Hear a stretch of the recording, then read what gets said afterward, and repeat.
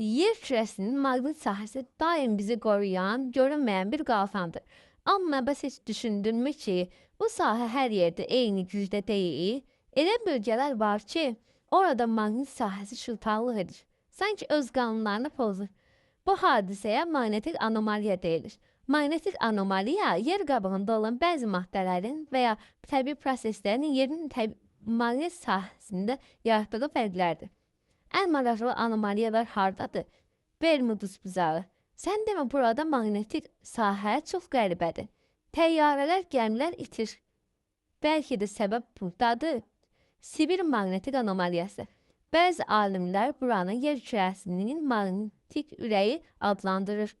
Hətta bəzi texnologiyalar burada düzgün işləmir.